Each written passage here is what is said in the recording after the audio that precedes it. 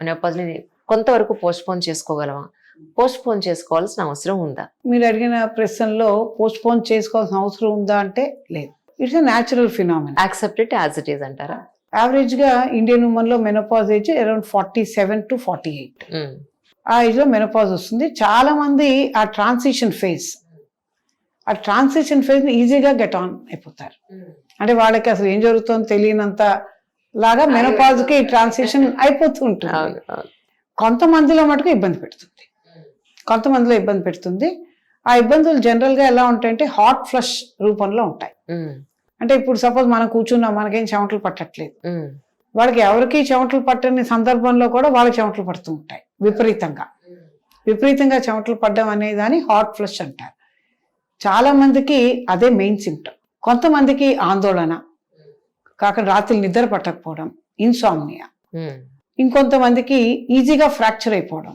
అంటే వాళ్ళకి ఏంటంటే ఈస్ట్రోజన్ హార్మోన్, ఏదైతే ఫెమినైన్ హార్మోన్, మెనోపాజ్ అయ్యేటప్పటికి అది తగ్గిపోతుంది ఒంట్లో. అది ఇంజెక్షన్ తీసుకోకూడదంటారా?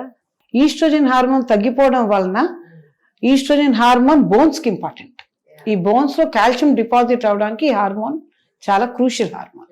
ఎప్పుడైతే మెనోపాజ్లో ఈస్ట్రోజన్ తగ్గిపోయిందో కాల్షియం డిపాజిషన్ బోన్లో తగ్గుతుంది. ఆ తగ్గేటప్పటికి బోన్స్ ఫ్రెజైల్గా అయిపోతాయి. సో ఒక చిన్న ఇన్సిడెంట్తోనే ఫ్రాక్చర్ అయిపోతుంది. సో ఏదైనా అడుగు వేస్తున్నారు, ఏదో అడుగు తడబడింది, చిన్న స్లిప్పింగ్, మామూలుగా అయితే ఫ్రాక్చర్ అవ్వకూడదు, సో దానికి కూడా ఫ్రాక్చర్లు అవుతుంటాయి అన్నమాట. సో అది ఫ్రెజైల్గా బోన్స్ అయిపోవడం.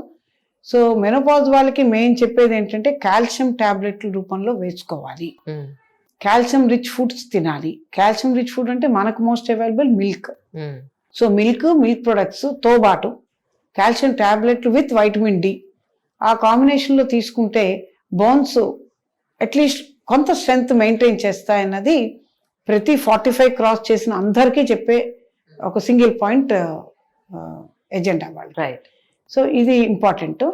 మీరు హార్మోన్ తీసుకోవచ్చా అన్నారు. దాన్ని హార్మోన్ రిప్లేస్మెంట్ థెరపీ అంటాం. అంటే ఒంట్లో ఏదైతే ఈస్ట్రోజన్ తగ్గిపోయిందో అది మనం రిప్లేస్ చేయడం. అంటే అసలు ఈస్ట్రోజన్ ఎంత ఉందో మన బాడీలో, ఉండాల్సిన దానికన్నా ఉందా, తగ్గిపోయిందని ఫస్ట్ చెక్ చేసుకున్నాకే. అంత టెస్ట్లు అవసరం లేదు. మెనోపాజ్ అయినాక తగ్గిపోయిందని ఆటోమేటిక్ ఇంటర్ప్రిటేషన్ అది. సో అది ఎవరికంటే సివియర్ సిమ్టమ్స్ ఉన్నప్పుడు. ఇప్పుడు ఇందాక చెప్పాను, హాట్ ఫ్లష్ చాలా సివియర్ సిమ్టమ్. కొంతమంది నిద్ర పట్టకపోవడం, ఇంకొంతమందికి సివియర్ ఆస్టియోపోరోసిస్, బోన్స్ బాగా వీక్ అయిపోవడం. ఇలాంటి కండిషన్స్లో యాజ్ ఎ ట్రీట్మెంట్ పార్ట్ ఈ హార్మోన్ థెరపీ ఇవ్వడం జరుగుతుంది. కాకపోతే హార్మోన్ థెరపీ అనేది మనం కొంచెం కాషియస్గా ఉండాలి. మన ఈస్ట్రోజన్ బయట నుంచి ఇస్తున్నా ఉంటే కొన్నింటికి అది చాలా బెనిఫిషియల్, కొన్ని సిస్టమ్స్కి. కరెక్ట్. యూట్రస్లో ఎండోమెట్రియం అనే లేయర్ ఉంటుంది, దానికి అది మంచిది కాదు. ఓకే. చాలా సార్లు అది థిక్గా అయిపోయిందని చెప్తూ ఉంటారు. ఒక బెనిఫిట్ చూస్తే ఇంకో సైడ్ ఎఫెక్ట్ తెచ్చుకోవడం టైప్ అనమాట. సో అందుకని హార్మోన్ రిప్లేస్ చేస్తూ ఆ ట్రీట్మెంట్ ఇస్తూ లోపల ఎండోమెట్రియం క్యాన్సర్ వచ్చే ఛాన్స్ ఒక 1% అయినా ఉంటే ఉండొచ్చు. సో వీళ్ళందరికీ చాలా కౌన్సిల్ చేయాలి. మీకు హార్మోన్ థెరపీ పెట్టినప్పటికీ మీరు కాన్స్టెంట్ ఫాలోఅప్లో ఉండాలి. ఈ యూట్రైన్ క్యాన్సర్ వస్తుందేమో అన్న ఆ థిక్నెస్ రెగ్యులర్గా స్కాన్లు అవి చేస్తూ మెజర్ చేసుకుంటుండాలి అనేది వాళ్ళకి ఎక్స్ప్లెయిన్ చేయాలి. ఈ రోజుల్లో మెనోపాజ్ క్లినిక్ అనేది కూడా స్టార్ట్ చేస్తున్నాం. ఎందుకంటే వాళ్ళకుంటే సిమ్టమ్స్ డిఫరెంట్ అండి, కొన్ని చెప్పుకోలేరు కూడా బయటికి. సో అందువల్ల వాళ్ళకంటూ ఒక క్లినిక్, అంటే మెనోపాజ్ క్లినిక్ అనేది మీరు చూస్తుంటే చాలా సెంటర్స్లో ఆల్రెడీ ఎస్టాబ్లిష్ అయ్యాయి. వాళ్ళ సిమ్టమ్స్ని 1-to-1 అడ్రస్ చేయాలి కొన్నిసార్లు. సో అందుకని అలాంటి క్లినిక్స్ ఉన్నాయి. ఆ క్లినిక్స్లో జనరల్గా వాళ్ళు వచ్చే కంప్లైంట్స్ ఇది. కొంతమంది ఏంటంటే జెనైటో యూరినరీ సిమ్టమ్స్ కూడా వస్తుంటారు. అంటే యూరిన్ ఇన్కాంటినెంట్గా ఉండడం, అది కాకుండా వెజైనా డ్రైగా ఉండడం, ఇలాంటి కంప్లైంట్స్ కూడా ఉంటాయి. కొన్ని చెప్పుకోలేకపోతారు వాళ్ళు. సో ఇవన్నీ అడ్రస్ చేయడానికి చాలా ఉన్నాయి, ట్రీట్మెంట్స్ అవి అవైలబుల్ ఉన్నాయి. It goes more in favour of counselling మాట్లాడాలి. We should establish a rapport, వాళ్ళకి కాన్ఫిడెన్స్ రావాలి.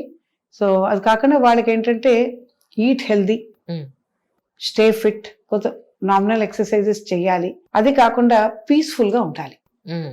ఆల్రెడీ వాళ్ళు 50s అలా ఉంటారు. మైండ్ ఎంత పీస్ఫుల్గా ఉండడం అనేది చాలా ఇంపార్టెంట్. సో అందుకని యోగా, మెడిటేషన్ ఈ ఏరియాలో చాలా ఇంపార్టెంట్. రెగ్యులర్ ఎక్సర్సైజ్ చేస్తూ మనసు ప్రశాంతంగా ఉంటే హెల్త్ ఆటోమేటిక్గా ఎస్టాబ్లిష్ అవుతుందని నేనైతే స్ట్రాంగ్గా నమ్ముతాను. రైట్. మెడిసిన్స్తో పాటు మెడిటేషన్